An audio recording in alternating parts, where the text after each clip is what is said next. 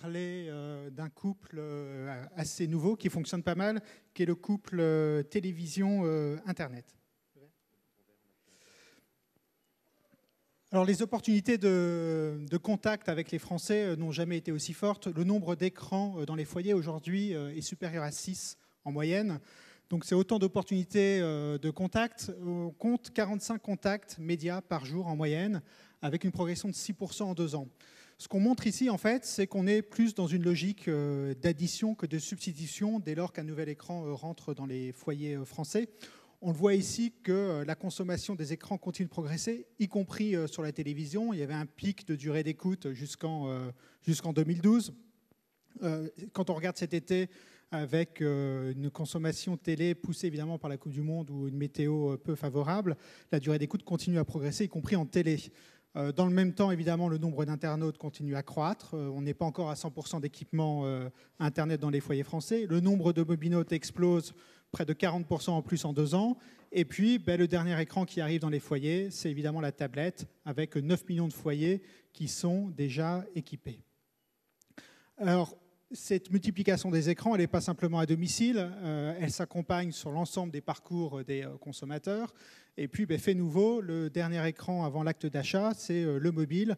On a dans les études qu'on mène avec la Fédération d'e-commerce et de vente à distance, la FEVAD, 43% des mobinautes qui nous déclarent surfer de leur smartphone en point de vente, dans les magasins.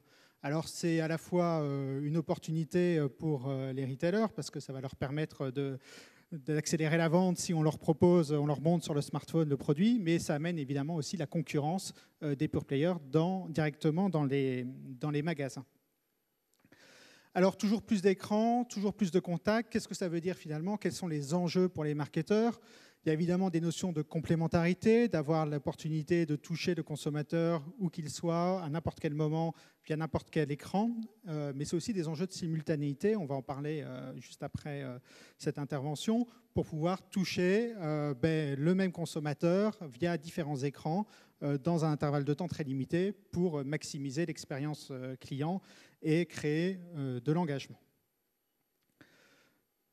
Alors, je parlais du couple télé-Internet. On a aujourd'hui à disposition chez Médiamétrie des panels single source, ça veut dire des panels pour lesquels on a des individus dont on suit l'ensemble des consommations médias, quels que soient les écrans.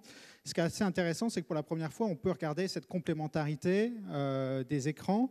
Sur une journée type, si 46% des individus regardent exclusivement la télé, on en a 5,5% qui consomment exclusivement le web. Mais ce qui est intéressant, c'est ces 28% qui dupliquent et qui, dans la journée, ont au moins une fois un contact avec l'écran de télé et le contact Internet.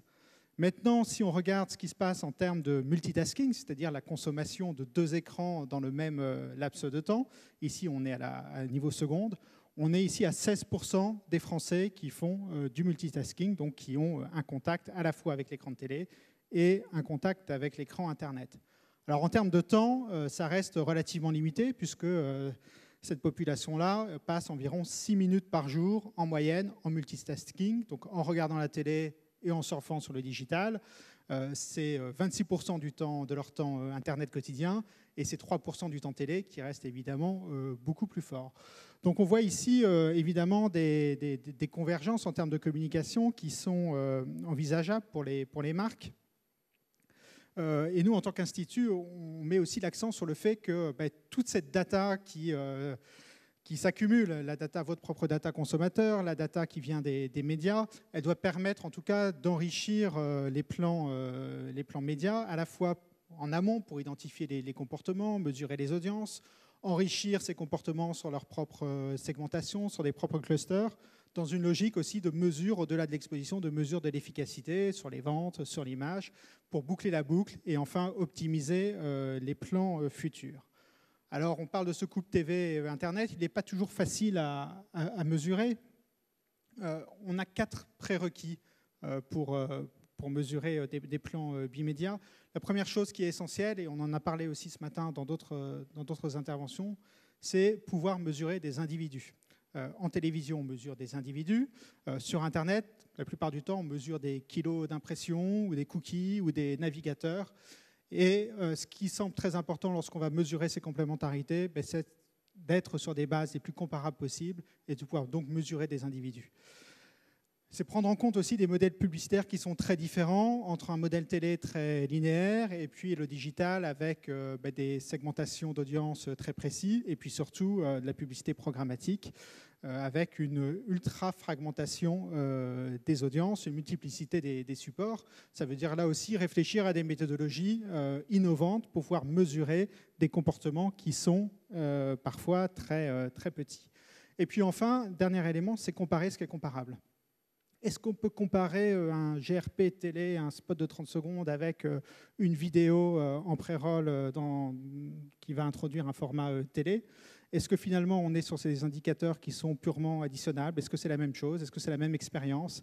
Est-ce que ces impressions sont vues? Est-ce qu'elles sont vues en intégralité? Et là aussi, ce qui est très important, c'est de pouvoir comparer ce qui est comparable. Et ça, c'est évidemment un enjeu du marché en termes de media planning qui est très fort. Alors, plusieurs outils sont mis aujourd'hui à disposition du marché pour aller vers ces indicateurs les plus comparables possibles. Il y a eu un événement assez important en début d'année en termes de media planning et de mesure des performances des campagnes digitales.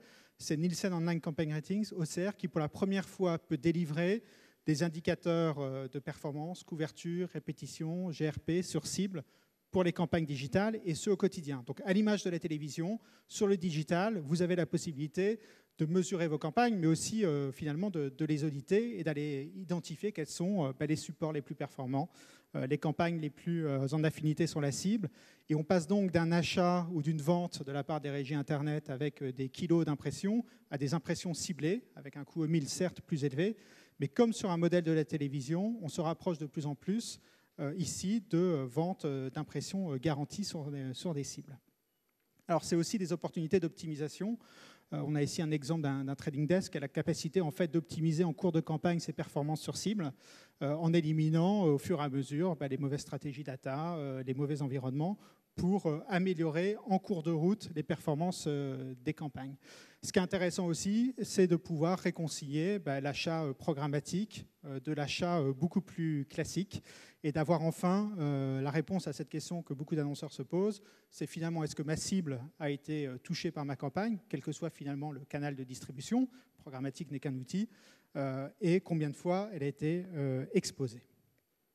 Alors ces indicateurs digitaux sont évidemment rapprochés aujourd'hui des indicateurs télé. XR, Cross Campaign Ratings, c'est par exemple un outil qui permet d'aller mesurer les performances globales d'un plan télé online. On voit bien aujourd'hui qu'on a beaucoup de logiques de synchronisation des écrans. On a des logiques de complémentarité. On a des plans web qui sont lancés en amont de plans télé. Et donc là aussi, la question, c'est finalement quelles sont les complémentarités entre les médias, comment je peux optimiser ces plans. Et lorsqu'on regarde les 50 dernières campagnes qu'on a pu mesurer, au global, Internet apporte 4 points de couverture additionnels à un plan télé. Évidemment, on est sur des moyennes, c'est des taux qui sont beaucoup plus forts sur des cibles jeunes.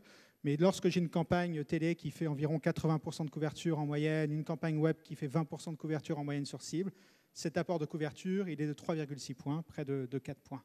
Alors ça, c'est qu'une petite partie de l'histoire, parce qu'en vérité, ce qui est intéressant de regarder, c'est aussi cette complémentarité TV et web sur la manière dont le digital peut aller toucher des petits consommateurs télé et leur délivrer le 3e, 4e message qui va être efficace.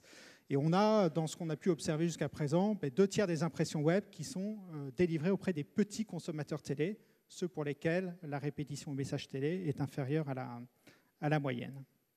Donc complémentarité des écrans, complémentarité de couverture, mais aussi analyse sur les modes de consommation. Et pour boucler la boucle et arriver dans ce cercle vertueux, l'idée n'est pas simplement de mesurer des performances a posteriori, mais de pouvoir enrichir la courbe d'expérience au fur et à mesure. Et on travaille déjà avec des annonceurs qui sont en train de monter leur DSP pour essayer de cadrer leurs données, l'enrichir avec nos propres données, que ce soit des données Internet, des données télé ou plurimédia, et aussi des données achats. On travaille par exemple avec des panels consommateurs par des systèmes soit de fusion, soit de single source, qui vont permettre d'optimiser les campagnes sur mesure.